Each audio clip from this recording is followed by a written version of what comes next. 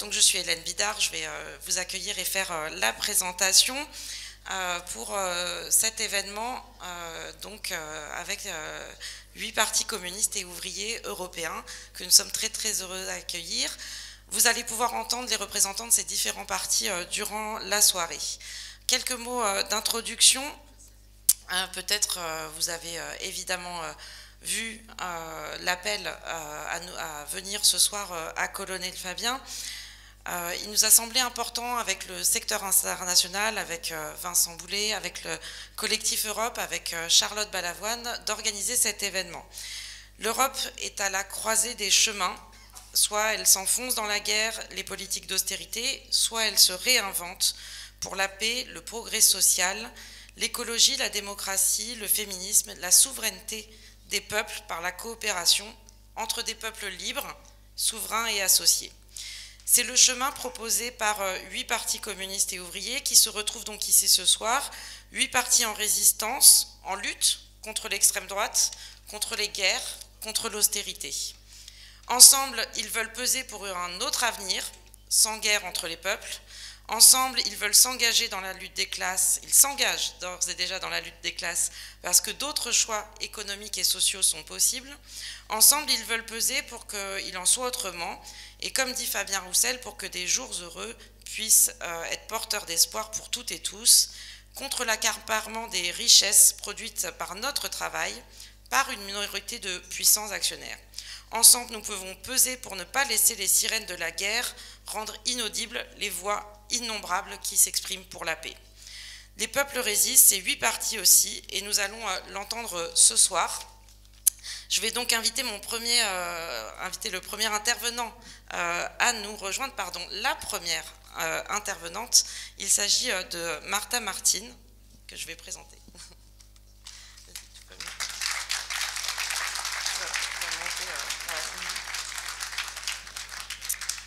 Alors Martha, elle est membre responsable adjointe du département des relations internationales du Parti communiste espagnol. Je ne vais pas vous faire l'affront de vous présenter le Parti communiste espagnol tant nous avons de combats communs ensemble. Elle est accompagnée de Manu Pineda qui est secrétaire en charge des relations internationales aussi pour le Parti communiste espagnol, ancien député européen. Et donc je laisse tout de suite la parole à Martha Martin. Bonsoir, merci Hélène, et bonsoir, chers camarades. As the Communist Party of Spain, we warned of the dangerous military and warmongering escalation promoted by the USA, NATO, and the European left.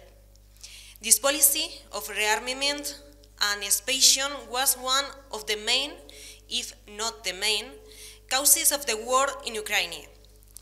A conflict that has already produced hundreds and thousands of victims and millions of refugees, and which, if it continues, can only lead to the expansion of the war beyond its borders.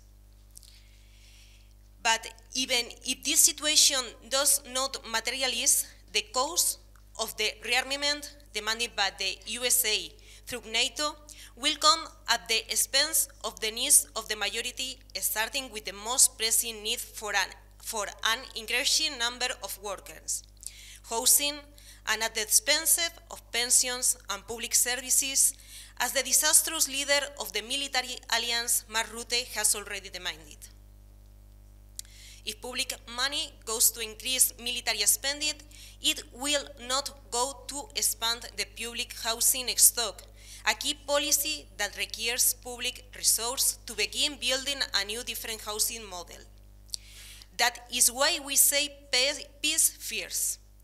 The same applies to pensions, public services, or the necessary reindustrialization of the countries, which is key to guaranteeing decent work. Therefore, peace first and decent work. This increase in military spending does not respond to the country's defense needs, nor even to the continent's, but rather to the imposition of the United States imperialism and the East military-industrial complex in its struggle to achieve a reactionary solution to its economic, political, and social crisis, which is impossible to hide. The only way to end the war and prevent its spread lies in the end of the NATO and the creation of the collective European framework for cooperation and security from the Atlantic to the Urals. A peace policy that contributes to a multipolar world with increased relation with other alliances and geographical regions such as the BRICS and the Asia-Pacific region, especially China, will reduce the tension generated worldwide by the war strategy of USA imperialism in its headlong flight from the loss of its hegemony. A policy respectful of multilateral global institutions based on respect for international law and human rights. The complete opposite of the current complicity is no support of the genocide Israel is committing against the Palestinian people. A policy that places human security at the center in the face of the increasingly unappreciable and violent consequences of climate change, pandemics, or the threat of war, always with the perspective of building a more just socialist society where the general interest is prioritized and a vision that takes into account the needs of the future generations. This is our proposal to confront the economy of immediate profit speculation and the every man for himself approach that is destroying the planet and endangering all of humanity. This is the only program that can push back the neo-fascist and far-right international movement that has been advancing in Europe and around the world and has seized of control of the United States government. This reactionary international movement is backed by an oligarchy that is increasingly small and more powerful due to its control over finance, technology, and communication capital. The capitalist system uses a wide variety of forms of warfare to maintain its domination and waste resources. At the same time, it instills xenophobia and racism against those fleeing wars and the misery they cause a patriarchal black class against the advancement of women's rights and climate denialism and conspiracy theories in the face of science. The oligarchy intends to continue indefinitely the domination of the working class, stripping of the rights won after centuries of struggle by the labor movement. The rearmament debate must be open to all of society and all institutions, with the participation of class-based unions and social organizations that work on the ground and understand the country's needs and problems. A broad and public debate is an expression of the democratic and republican participations we defend. The unity of the labor movement, of the class-based unions, and the transformative left is the most powerful tool to resist the attacks of capitalism, oligarchies, and warmongering imperialism. Unity fosters social mobilization to halt the arms race, warmongering, and the advance of the far-right forces and the defense, peace, democracy, and sovereignty. It is essential that we continue to with proletarian internationalism for peace and friendship among peoples. We need peace now. Thank you so much.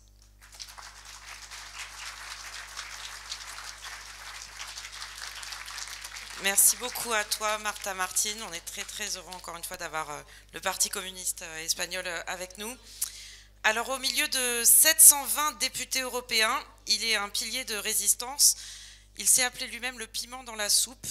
Celui qui tient tête à Ursula von der Leyen. Si vous ne connaissez pas ses vidéos, je vous conseille de les suivre. Il porte haut et fort la question de la paix entre les peuples. Il incarne avec Raoul Elbro la parole du Parti du travail belge, mais bien sûr sa parole va au-delà même de la Belgique. J'invite donc maintenant Marc Botenga qui nous vient de Bruxelles.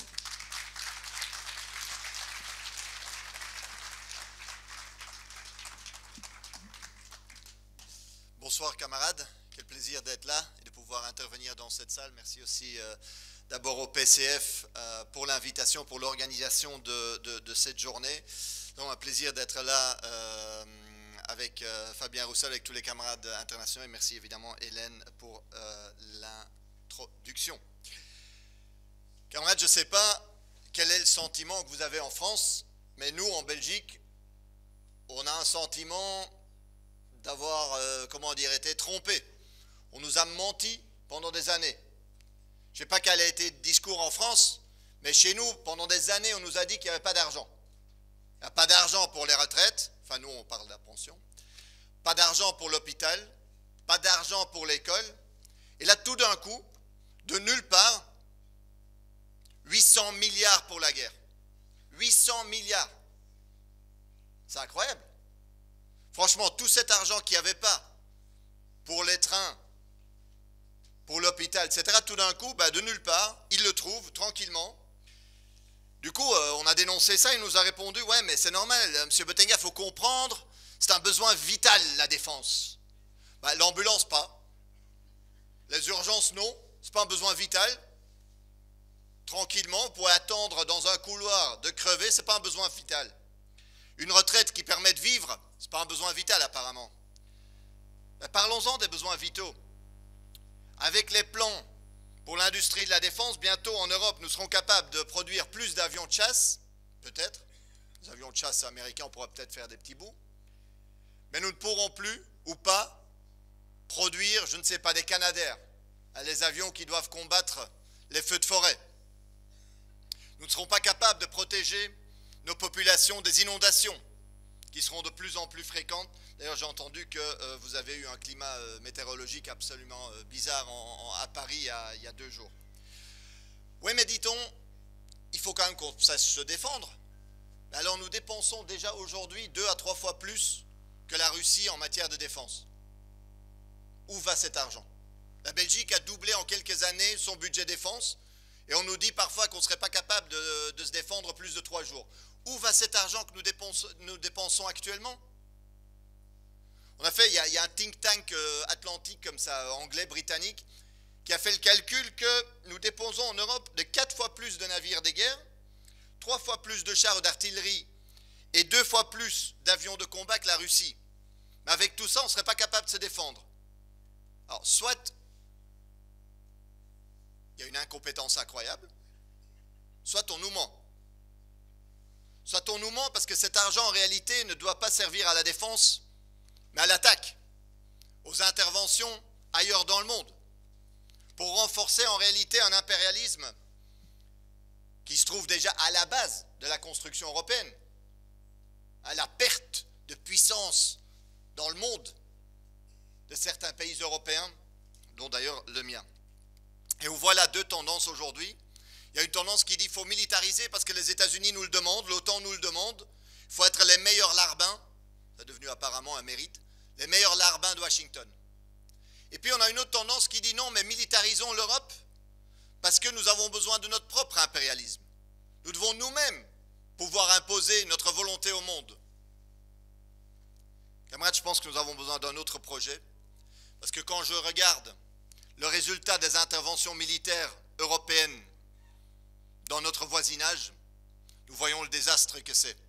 Et d'ailleurs aujourd'hui, si on veut parler impérialisme, voyons la Palestine, voyons le Congo, et mesurons la responsabilité, les complicités dans ces crimes des pays européens, des gouvernements européens. Non, camarades, il nous faut un autre projet. Il nous faut un autre projet, et si on veut la sécurité, parlons sécurité.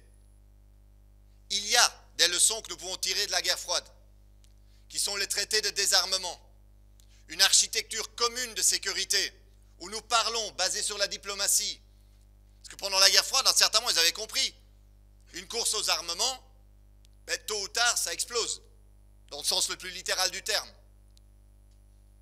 Et du coup, il faut se mettre à table et contrôler l'armement, pousser au désarmement. Aujourd'hui, on fait semblant d'avoir oublié ces leçons et c'est extrêmement dangereux, je pense, que nous en sommes ici tous conscients. Mais c'est un combat à mener.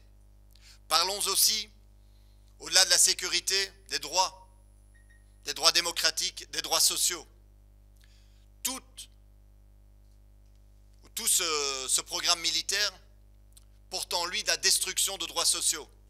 Ça a commencé au niveau européen par une tentative de dire oui, mais la limitation des heures de travail pour le secteur militaire, on ne va peut-être pas l'appliquer. Ah, mais vous voyez, en Allemagne, on dit ça, l'hôpital est stratégique. On ne peut pas avoir des gens qui font grève à l'hôpital. Donc la militarisation se fait aussi au détriment des droits sociaux, immédiatement et directement.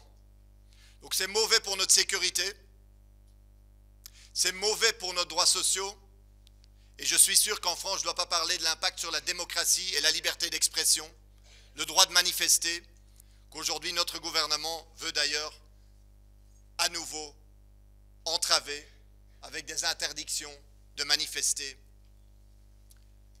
Nous sommes donc face à un choix où nous avons des alternatives. Mais une alternative importante que nous devons aussi mettre à l'agenda, c'est l'alternative au capitalisme et au impérialisme qui portent à ces guerres. Et nous avons une alternative, c'est l'alternative du socialisme. Et aujourd'hui, plus que jamais, quand on voit comment le monde change, quand on voit la montée des puissances émergentes justement, quand on voit qu'il y a un vrai débat sur quelle forme ce monde va prendre, et qu'on voit que les États-Unis ne veulent absolument pas perdre leur position dominante, mais qu'en réalité, le centre économique s'est déjà déplacé vers l'Asie, ben cela offre plus que jamais l'opportunité pour nous, en Europe, d'avoir ce débat de société. De dire non, notre vision du monde, ce n'est pas une vision de guerre froide, de deux blocs qui s'affrontent parce qu'on serait pro-américain, pro-russe, pro-chinois, pro... Non. Notre vision du monde, c'est une vision du monde alternatif, oui, avec une Europe qui joue un rôle, mais c'est aussi un monde où nous pouvons avancer un projet de société qui dit non à la course aux armements et qui dit oui à la course aux droits sociaux, à l'investissement dans des services publics et qui garantit un avenir à nos enfants et nos petits-enfants. Parce qu'on n'est pas dupes. Nous savons que quand Mme van der Leyen parle d'il faut tous faire un effort, quand elle promeut la guerre, envoyer des soldats, ce ne sera pas ses enfants, elle. Hein. Elle en a 7 d'enfants. Aucun de ses enfants a été à la Bundeswehr. Hein. Ce seront les enfants de la classe travailleuse qui seront envoyés à mourir. Eh bien ça, camarades, je suis content d'être ici aujourd'hui avec vous pour avoir ce projet où nous allons nous opposer non seulement à la casse sociale de l'austérité qu'ils veulent nous imposer, mais aussi à la guerre à laquelle on veut nous envoyer et de défendre avec vous un projet radicalement autre. Merci beaucoup.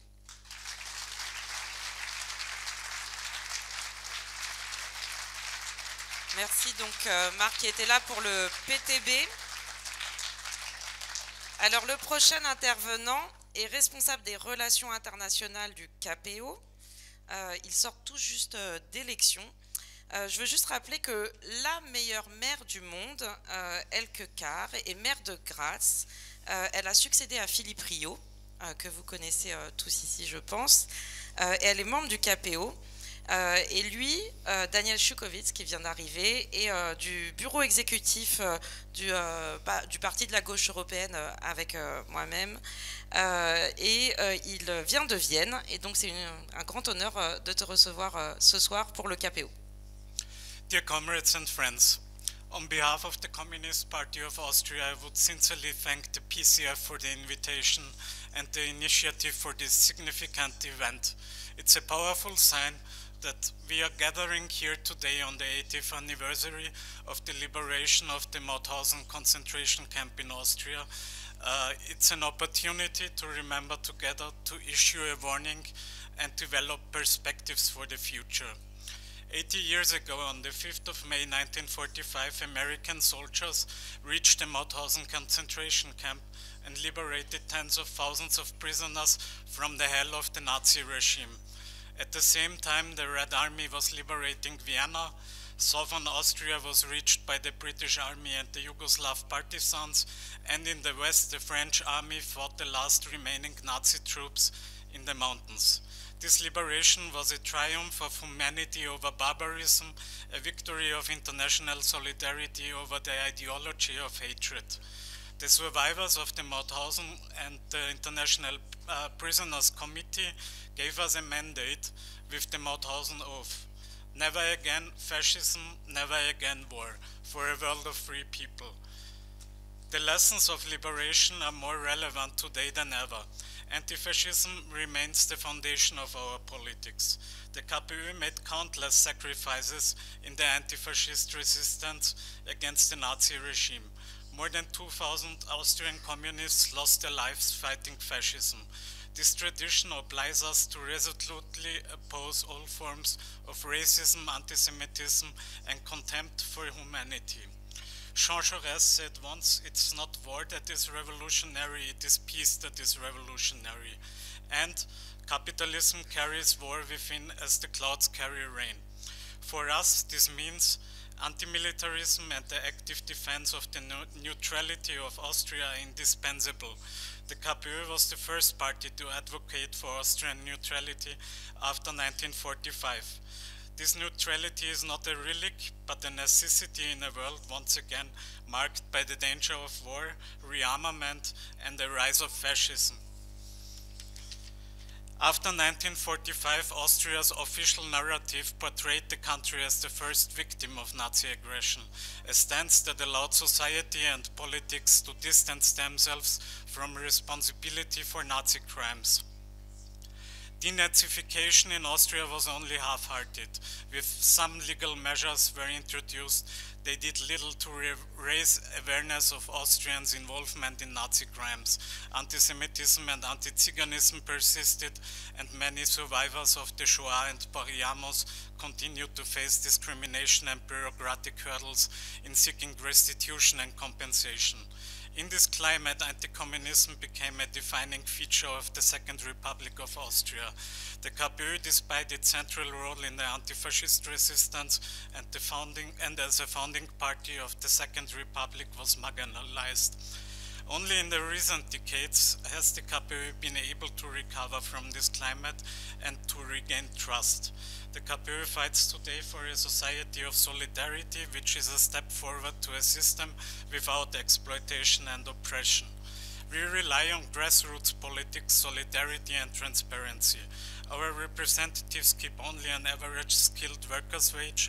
The rest of their salary flows into a social fund to support people in need. The KPÖ strives to be a uniting party for the working class and social movements, and a party for all of those who seek social justice and peace. In recent years, the KPÖ has achieved some electoral successes. I want to mention Graz, where we hold the major, or Salzburg. Also in Vienna last weekend we managed to get a foot in the door of all the district parliaments in Vienna. These results show that more and more people are placing trust in our party, which is aiming to be a useful force for the working class, a consistent, social and peace-orientated left. Especially today, when the world is marked by new wars, geopolitical tensions, and a dangerous spiral of armament, neutrality is more important than ever. Austria's neutrality is a success model for peace and mediation. We advocate that Austria does not participate in military alliances, does not deliver weapons, and expands its role as an active mediator in international conflicts. We say no to Sky Shield, no to PESCO, no to a further militarization of the EU under the title Rearm Europe. This position is deeply rooted in our history and the theoretical tradition of the Austrian left. Alfred Klar, one of our most important thinkers, was the first to develop a Marxist theory of the Austrian nation and to argue for an independent Austrian identity distinct from German nationalism. Klar's work laid the foundation for the KPÖ's early and consistent advocacy of Austrian independence and neutrality, even in the darkest years of fascism and war. After being deported to Auschwitz concentration camp, Alfred Klar managed to escape, but was captured and shot by the SS in Warsaw in 1944. Jean Jaurès aptly put it, we want to carry forward the fire from the past, not the ashes. Neutrality is one of the fires that we must continue to carry in Austria. Unfortunately, we must note that anti-militarism is no longer shared by all left-wing representatives in the European Parliament. The debates about militarization of the EU, arms deliveries, and the role of NATO have also led to tensions within the left group. We deeply regret this. For now, more than ever, we need a clear, consistent left-wing voice for peace and disarmament. In this situation, the Party of the European Left remains for us a central place for networking and cooperation among a consistent left in Europe. Here we can exchange ideas, develop joint strategies, and put solidarity into practice. These challenges are great. The rise of the extreme right, the social crisis, the climate catastrophe, and the danger of new wars calls us to act together. The European left is, as well as this meeting taking place today, a place where we can carry on the fire of the past into the future. To conclude, let us be guided by the hope and courage of those liberated by Mauthausen. Let us fight together for a world of peace, justice, and solidarity, today, tomorrow, and for the generations to come. Thank you very much.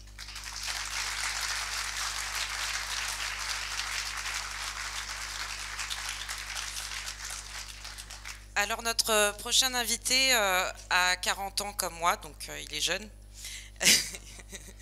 il est député. Il vient de l'Armaka.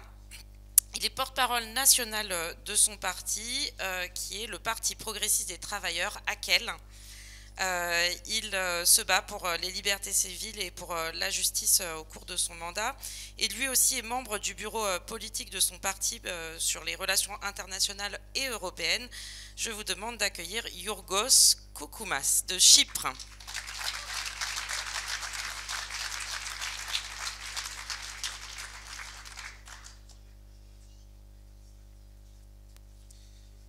Good evening, dear comrades.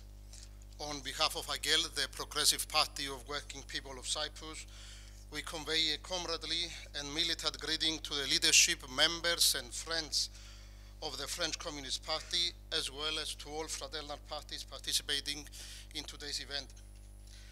This month marks two important anniversaries, both of which carry significance, not only as historical milestones.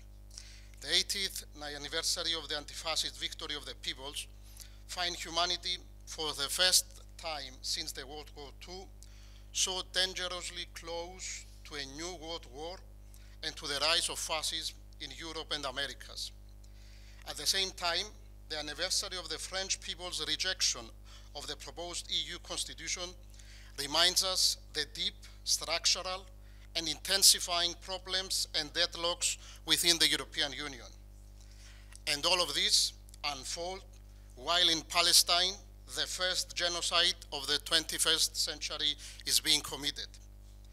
Dear comrades, European Union's trajectory confirms day in, day out, all that the left has long analyzed and warned about the character of the European Union as a highly advanced form of capitalist integration. Its institutionalized neoliberalism, its militarization, its anti-democratic structure and operation that many now admit did not fall from the sky. They are embedded in the European Union treaties, which serve as the constitutional foundations of the European Union. That is why the inequalities within and between member states have reached explosive levels, causing cascading social and political consequences. AKEL believes that neither through further federalization of European Union, nor through the nationalist Euroscepticism of the far right, which advocates the return to national capitalism, can these deadlocks be resolved. This is a false dichotomy that leaves intact the European Union's socio-economic character and the essence of its policy. That is the real causes leading to the further declining of living standards, disintegration of labor rights, environmental destruction, and the erosion of human rights and democratic freedoms.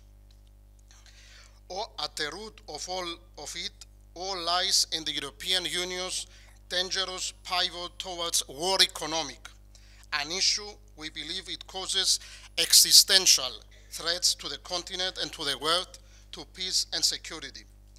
This is precisely what the European Union leaders' recent decision amount to: a strategy of European Union rearmament and a turn to war economy. It is a deeply alarming strategy which also exposes the European Union's deep hypocrisy. How can it be that there is never money for social spending, and yet overnight European Union leaders found 800 billion euros to distribute to war industries? How is it that they have discovered that fiscal rules can be suspended, but only for military purposes, while at the same time brutal fiscal discipline rules and austerity continue to apply for social and development expenditures? In today's conditions, we believe that the defense of peace must be the paramount task of the left forces in Europe. For Agel, this means clear priorities and concrete positions. Firstly, not to the militarization, not to the rearmament of Europe, which constitutes preparation of war, be it with Russia or even China. Europe's history speaks for itself. Rearmament leads to war and to a new devastating setbacks for the living standards of the people of Europe. We also reject the idea of a European army presented as a supposed path to independence from the United States. On the contrary, the EU-NATO alignment is anyway institutionalized by the Lisbon Treaty, and the truth is very, very different. European Union leaders want the European army to do what NATO did and continues to do. They want the European army not to act for peace and security, but for new interventions and new wars under a different flag. Second, European Union's refusal to pursue any peace initiative on Ukraine while continuing to arm the Zelensky government proves that prolonging the war is a conscious strategy under the illusion that it will weaken Russia. We say peace in Ukraine, permanent and just peace with a solution based on international law, a peace that would address the root causes of the conflict, which certainly include NATO expansion. Thirdly, NATO has no place in Europe or anywhere in the planet, and it has no reason of existence, nor did ever had. Dismantling NATO is a condition for a peaceful and secure world, just as freeing Europe from nuclear weapons and foreign military bases is. More timely and necessary than ever is the demand for a pan-European collective security system grounded in peace and international law, and which must include Russia. And fourth, a Europe of peace means a Europe that upholds international law and the principles of United Nations Charter consistently everywhere. A Europe that stands with the people who struggle for freedom, like the heroic people of Palestine, and like the people of our country, Cyprus, an EU member state which remains divided as a result of the occupation of Turkey, a country candidate for European Union membership, yet the European Union leadership not only refuses to pressure Turkey to cooperate for a solution to the Cyprus problem, it even opens the door for Turkey to join EU defense, military ventures and trade. Comrades and friends, the Europe we envision is a fundamentally different Europe, a Europe that is socially just, democratic, multicultural and peaceful, a Europe that belongs to and really serves its people, not the Europe of capitalist treaties and elites, but a Europe rooted in the democratic and militant legacies of the peoples of our continent, in the revolutions that shook the world, in the anti-fascist resistance, past and present, in the movements and struggles for peace and socialism. That is where the seed of the Europe of people, the Europe of peace lies. Thank you very much.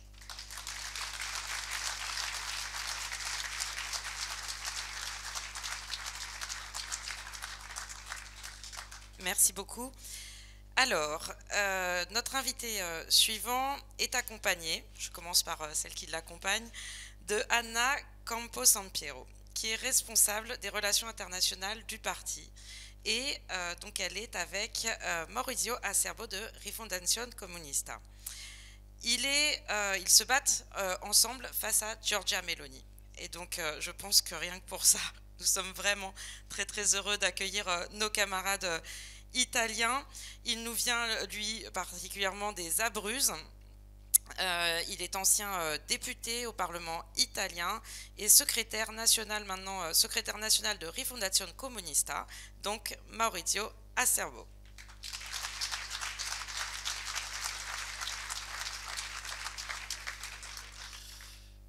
We thank the comrades of the French Communist Party for this meeting.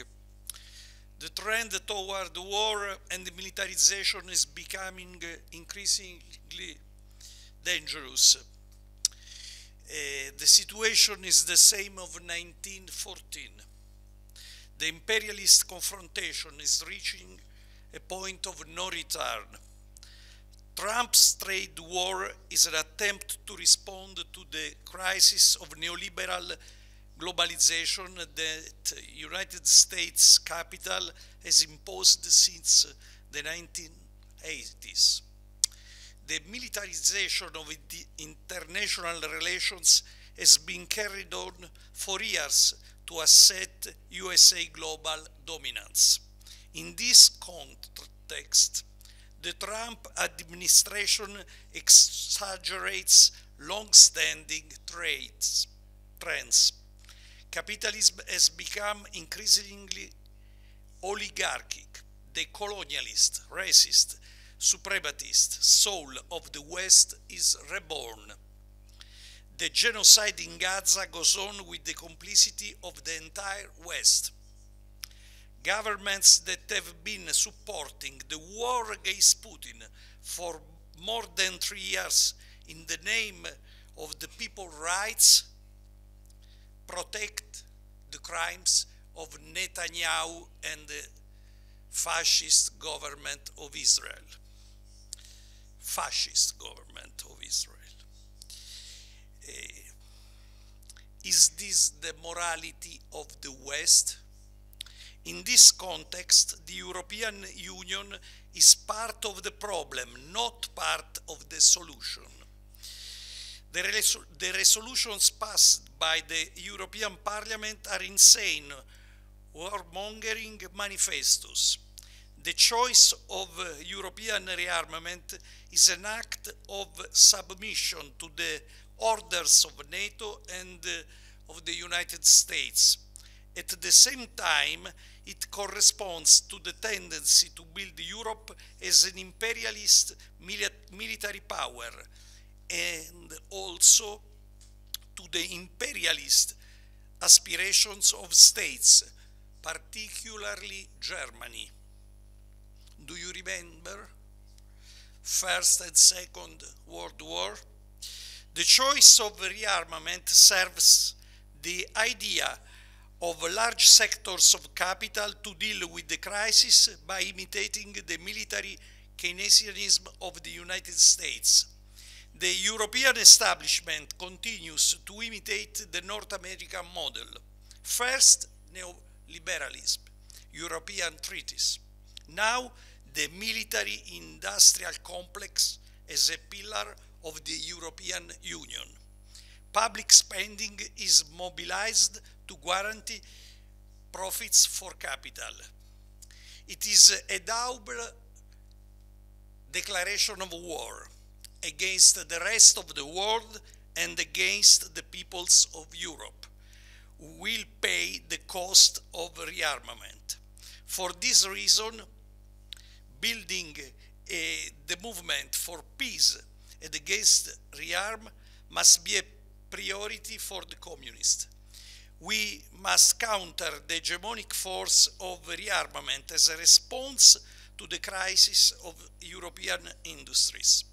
We must counter in the unions and in the working class the tendencies to see development of the military industry as the solution. We must put peace and disarmament first. Ceasefire in Ukraine. Stop the genocide in Gaza. Stop European rearmament. We are working with associations, unions, movement networks to build the Stop Rearm Europe campaign. We invite all parties of European life to join it. Our idea would be to organize for June 21, in the days of NATO summit, an European Day of demonstration for peace and against rearm in all European countries. The crisis of neoliberal capitalism has produced the resurgence of fascism in my countries and even in this country, in various forms and shades around the world. The rise of the far right in Europe and the victory of Donald Trump. The fight against rearmament and war is necessary to fight the far right, to defend the welfare state and the democracy. In Italy, we have organized with other groups and parties big demonstrations against the war. But we need to grow the movement in Europe as we did in the early 1980s against NATO nuclear arms. The anti-fascist front must be for peace, social justice, ecology, feminism, democracy. No social justice, no ecology, no freedom without peace. The costs of the war with Russia are being paid by the peoples of Europe. The European Union is proposing austerity and the new cuts in social spending while asking us to spend more on weapons and war. The socialist parties, the liberals, the center are obsessed with the war against Putin. We are obsessed with peace. All this obsession for war strengthens the far right. We must propose a popular anti-fascism for peace against neoliberalism. We need common security in Europe, even with Russia. With the new Helsinki Conference, a peace solution for the conflict in Ukraine. We want a Europe that works for peace and for a new multilateral order. We want a Europe that works for the liberation of comrades like Abdullah Öcalan and Marwan Barghouti. We need an end to austerity. We need a left alternative to the failure of neoliberal parties. We must recover the best popular traditions of the labor movement and of the anti-fascist resistance in Europe. These are the roots of democracy in Europe, not the greed of the capitalist classes who said better Hitler than the popular front. Today is Karl Marx's birthday, and the slogan of the manifesto, of the Communist Manifesto, is more relevant than ever. Workers of the world unite. Humanity needs socialism, not barbarism. I am in the city of Paris Commune, and I remember that our song says, the Internazionale unites the human race.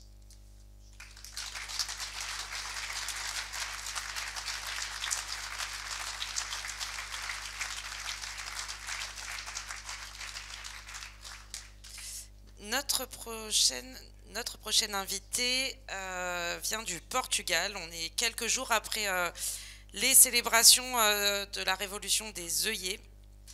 Elle vient de Lisbonne. Elle est membre du comité central et en charge des relations internationales. Elle est accompagnée de Pedro Guerrero, qui est aussi responsable des relations internationales. Elle est membre du secrétariat du comité central d'un parti donc, qui est très attaché à l'internationalisme, le Parti communiste portugais. Et donc j'accueille Cristina Cerdoso.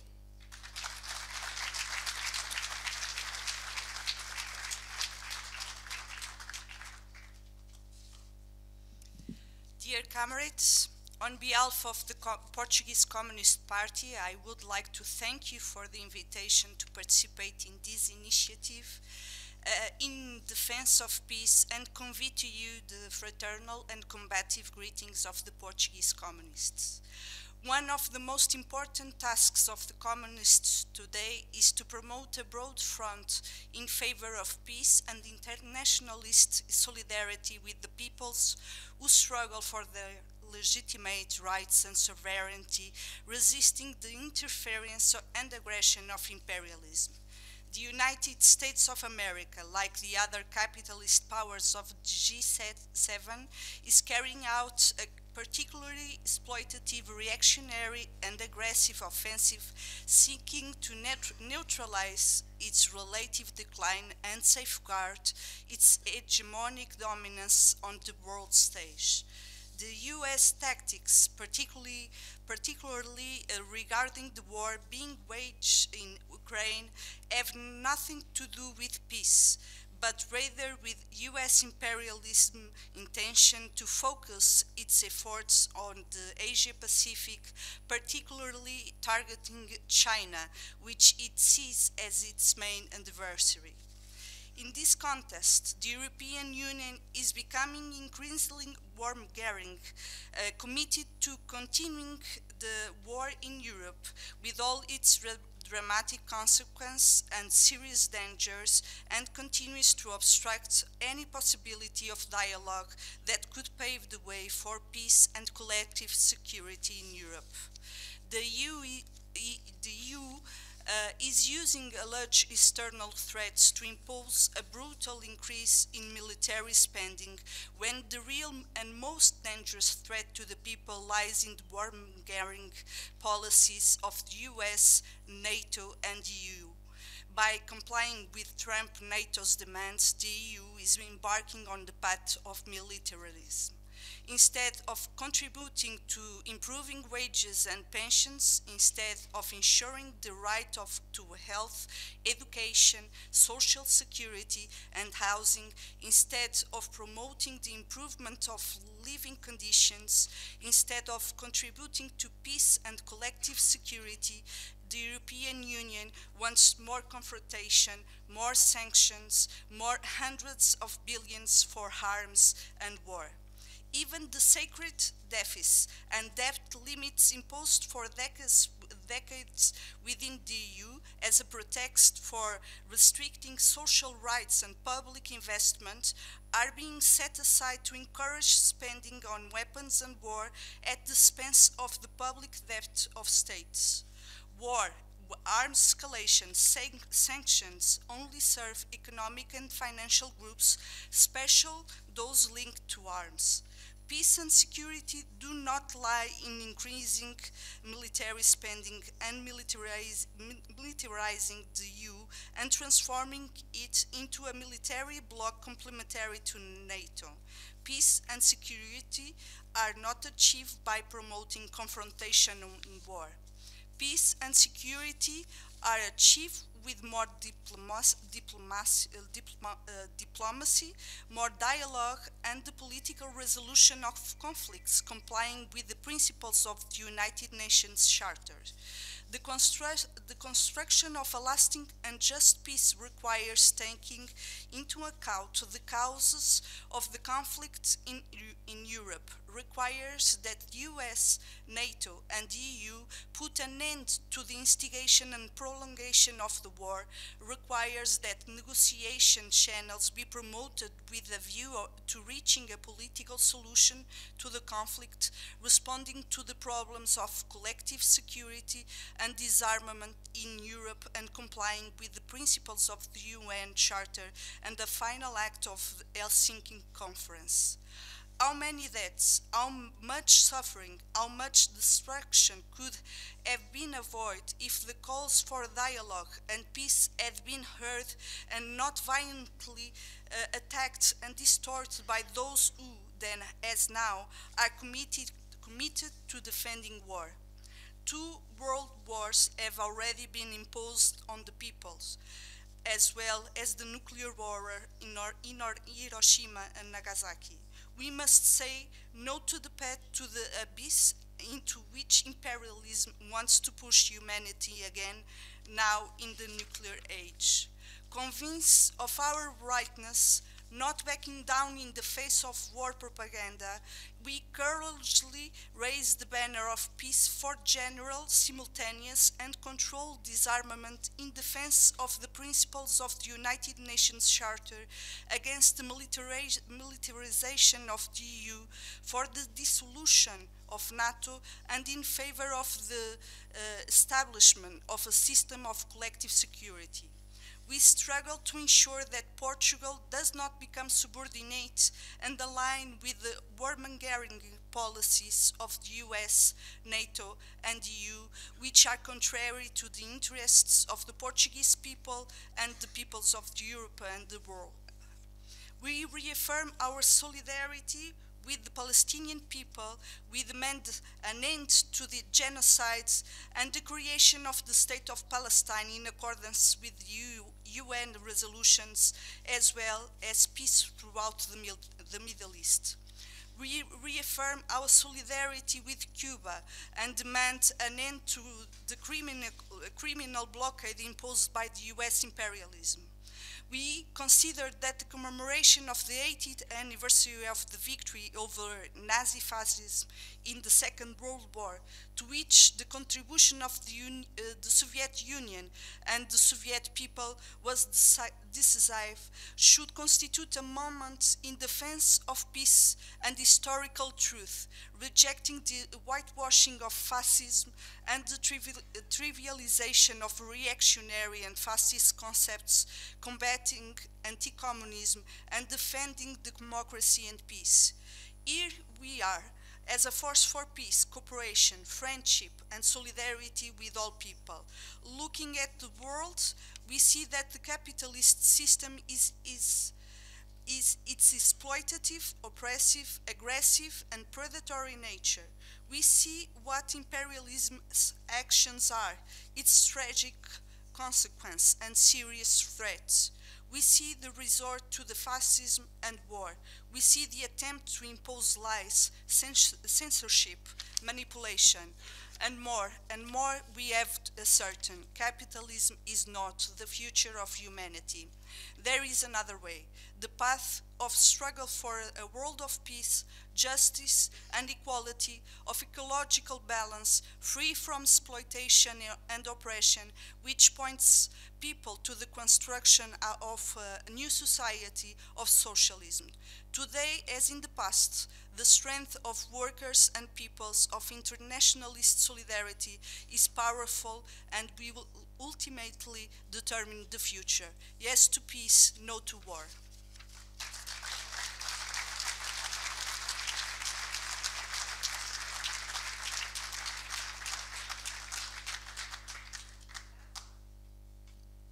Last but not least, comme on dit aussi en français, nous accueillons du Parti communiste de Bohème-Moravie, le Parti communiste politique tchèque, le vice-président du parti qui vient de Prague, donc du KSCM, Milan Krajča.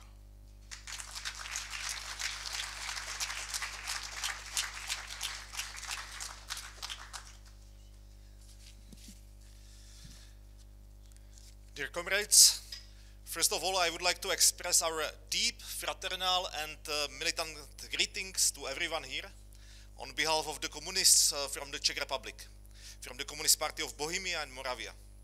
Particularly, I have to underline our thanks and appreciation to our comrades from the French Communist Party for the invitation to this important international event. These days, we commemorate across Europe the 80th anniversary of the victory over Nazi fascism in the Second World War. It was one of the most important moments of the history. As Czech communists, we underline the importance of the memory of this historical struggle and its victory, which must be preserved and defended in the face of repeated attempts of historical falsification aimed at making us forget the decisive role played by the communists, the Soviet Union, and the anti-fascists around the world. Generated by capitalism, Nazi fascism was the most violent and terroristic manifestation of monopoly capital. It was responsible for the outbreak of this war of aggression and plunder that caused close to 75 million deaths, of which approximately 27 million were Soviet citizens, for the suffering of the peoples of occupied countries and for horror of the Nazi concentration camps. We strongly denounce and condemn the campaigns that aim to falsificate and even deny the role of the Soviet Union and the communists in the defeat of Nazi fascism, and to whitewash and rehabilitate fascism while destroying the monuments and memory of liberating Red Army, promoting anti-communism and criminalizing communists and other anti-fascists. The so-called struggle against communism, historical revisionism, and historical forgery with the shameless equation between fascism and communism are leading to the rehabilitation of fascism. Today, the resurgence of the fascist threat and the danger of a war of great proportions is reality. Again, in the context of an ever deeper crisis of capitalism, capital is attempting to emerge from the crisis by force, imposing brutal levels of exploitation and attacking the peoples around the world. Imperialism attempts to impose its worldwide hegemony by military means, multiplying its wars of aggression. We consider that the struggle for peace, social progress, and socialism is inseparable, and see the importance of common action of the workers and peoples of the world, of the political forces engaged in blocking the path of fascism and in the struggle against imperialism, imperialist aggressions, and the new war of tragic proportions. For us, the communists of the Czech Republic, it means mainly to oppose vehemently the pro-imperialist policy of today's regime, which follows the imperialist line of the United States, NATO, and the European Union, supporting openly, for example, the prolonging of the conflict in Ukraine, the Israeli genocide in Palestine, or even construction of permanent military foreign bases in the territory of our country. This policy is clearly followed by increasing of political repression, censorship, and even new attempts to criminalize the communist movement in the Czech Republic. These are also reasons why we strongly oppose the today's government of our country, why we mobilize the opposition movement against it, and why we prepare ourselves for the parliamentary elections in a few months to confront the ruling forces as the real alternative. Dear comrades, finally, the situation with which the workers and peoples of the world are confronted underlines the importance of strengthening the struggle against imperialism for the rights of the workers and peoples, as leading forward to the revolutionary overcoming of the capitalist system, a system which breeds fascism and war. As it was 80 years ago, it is today the struggle of the communists and all those facing capitalist exploitation and oppression that will open the way for the socialist future for humanity. Thank you very much.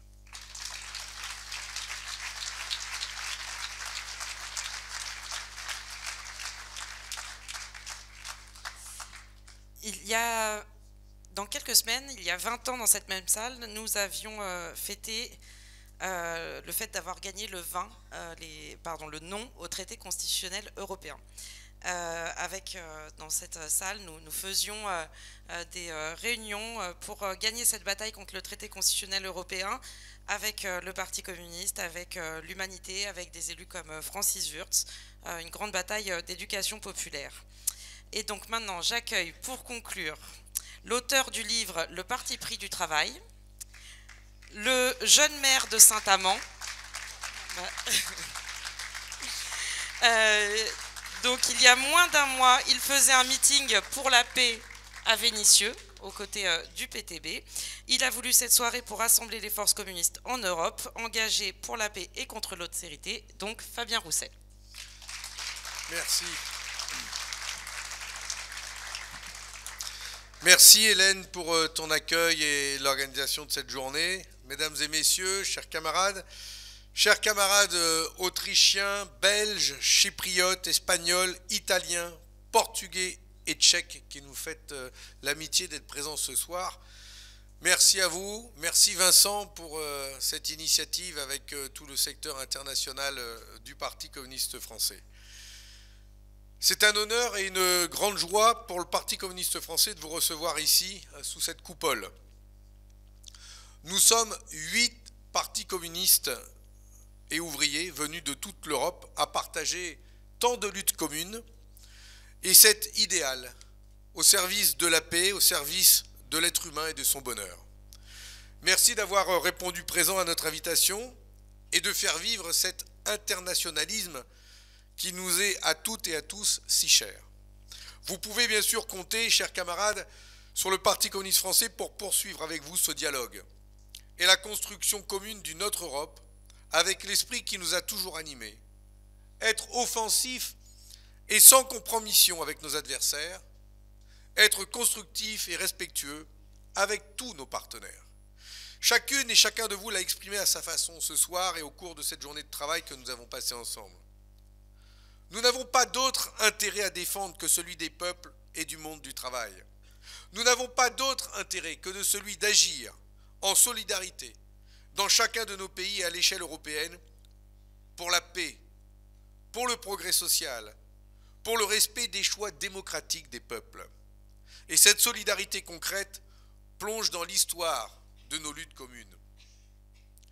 De la défense de la République espagnole, et nous sommes ici dans un lieu historique, celui où se sont regroupées les brigades internationales françaises, à la résistance contre le fascisme, de la solidarité avec les luttes des peuples colonisés, à celle pour la paix et la sécurité collective en Europe, nous serons de tous les combats. Chacune et chacun ici le sait, nous sommes à la veille de 2 anniversaires importants. Et vous en avez parlé, celui, bien sûr, de la victoire contre le fascisme et le nazisme, il y a 80 ans, et c'est aujourd'hui le jour anniversaire de la libération du camp de Mauthausen, mais aussi celui des référendums en France et aux Pays-Bas contre le traité constitutionnel il y a 20 ans. 2 dates, bien sûr, dont la place dans l'histoire n'est évidemment pas égale, mais que toutes celles et ceux qui travaillent à un avenir démocratique et pacifique pour les peuples d'Europe doivent avoir en tête et faire résonner avec force. Parce qu'aujourd'hui, nous, peuple européen, nous sommes à un carrefour. Soit la classe dirigeante capitaliste réussit à nous entraîner dans le puits sans fond de l'économie de guerre et de l'austérité, avec le concours des forces d'extrême droite, soit la mobilisation des peuples européens pour le progrès social et pour la paix permet de faire émerger une alternative sociale et politique à la catastrophe qui s'annonce. C'est un enjeu vital pour les peuples, pour la démocratie, pour la paix. Et c'est ce à quoi nous travaillons toutes et tous, car nous croyons profondément en la possibilité de construire de nouvelles majorités sociales et politiques pour la transformation sociale et démocratique, pour la paix, pour la démocratie, pour la justice sociale. Et dans cette lutte, nous avons aujourd'hui face à nous un ennemi puissant. Une bête immonde qui chaque jour se renforce. Cette bête-là, elle porte le visage de Trump aux États-Unis d'Amérique, celui de Meloni en Italie, de Netanyahou en Israël, de Milei en Argentine, de Marine Le Pen ici en France. elle se renforce partout, chez vous, dans vos pays et dans quasi tous les pays d'Europe. La liste est longue. Tout le monde est concerné, tout le monde est menacé par ces agitateurs de haine, par le racisme, par l'antisémitisme, par ces agitateurs de haine qui théorisent et mettent en pratique leur nationalisme agressif, violent, expansionniste, et qui veut faire capituler dans le sang, s'il le faut, les peuples et les travailleurs. Alors, agir pour la paix, ce n'est pas uniquement un engagement moral, c'est une action politique. L'Europe en manque terriblement, elle qui reste spectatrice de tant de massacres et applique en matière de droit international un deux poids, deux mesures insupportable. Faire appliquer le droit international, faire appliquer la Charte des Nations Unies, protéger les peuples de l'impérialisme bestial implique une action concrète, urgente, vitale. En Ukraine comme à Gaza, en Syrie comme dans la région des Grands Lacs, au Kurdistan, dans le Haut-Karabakh ou à Cuba, partout dans ces pays. Et c'est l'impérialisme qui est au cœur de tous ces conflits actuels. Alors que la situation à Gaza est celle d'un effondrement humanitaire, que la famine, les épidémies s'y multiplient, qu'un génocide se déroule sous nos yeux, nos gouvernements doivent agir et suspendre jusqu'à nouvel ordre l'accord d'association avec l'Union européenne. Il y a urgence, urgence à reconnaître l'État de Palestine aux côtés de l'État d'Israël. Et c'est ce que le Parti communiste français, ses parlementaires exigent du gouvernement français depuis tant d'années et surtout ces derniers mois. Avec l'OLP, nous organiserons ici même, le 4 juin prochain, date ô combien symbolique, puisqu'elle représente le dernier jour d'existence des frontières de 67 et la veille de la guerre des 6 jours. Nous organiserons donc ici une conférence internationale pour la reconnaissance par la France de l'État de Palestine avec l'OLP et pour le droit du peuple palestinien. Bien sûr, vous y êtes toutes et tous les bienvenus. Voilà le type d'action politique concrète que nous pouvons mener ensemble pour faire de notre combat pour la paix une lutte concrète et donner vie à une solidarité.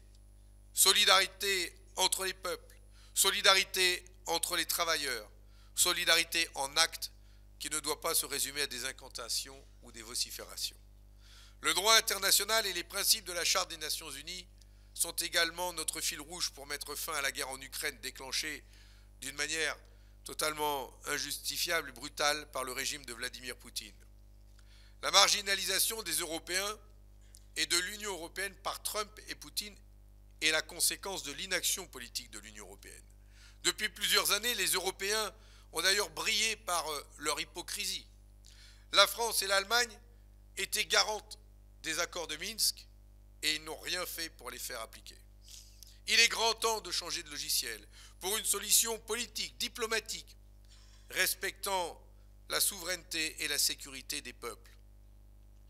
L'Europe doit participer plus activement aux négociations, directement même, et construire les voies de la paix en s'inspirant de ce que nous avons déjà su faire en 1975 avec les accords d'Helsinki. Le respect de l'intégrité et de la souveraineté du peuple ukrainien est bien sûr incontournable.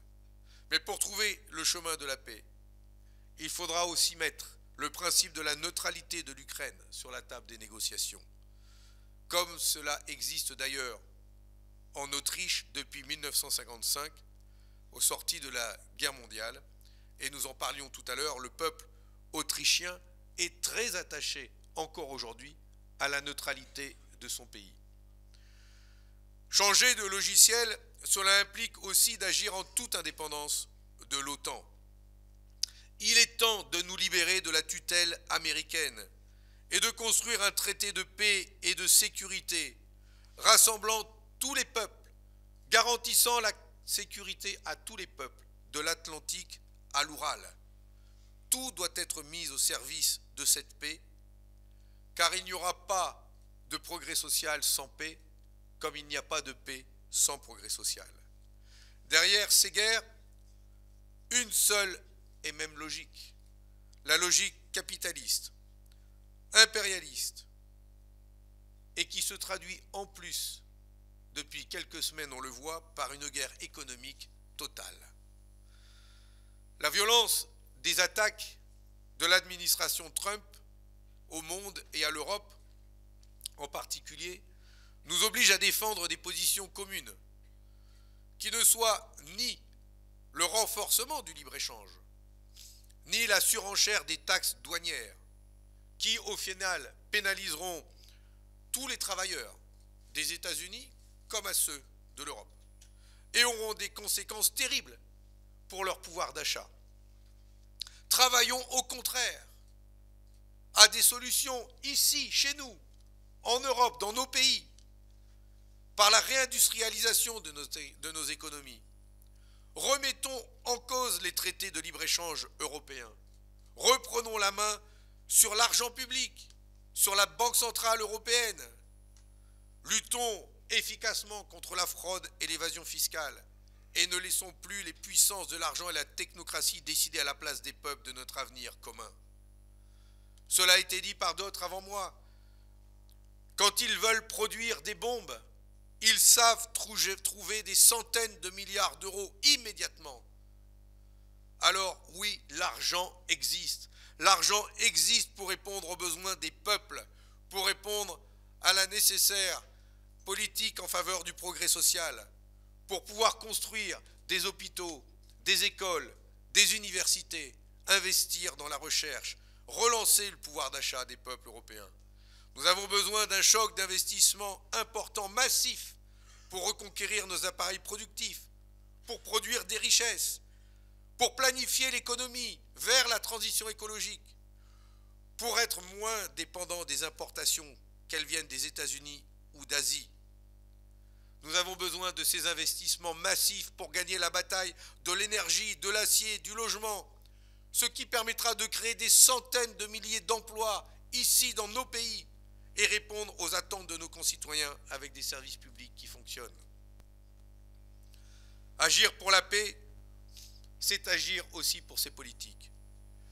C'est agir pour un autre ordre du monde, pour des peuples libres, associés, souverains.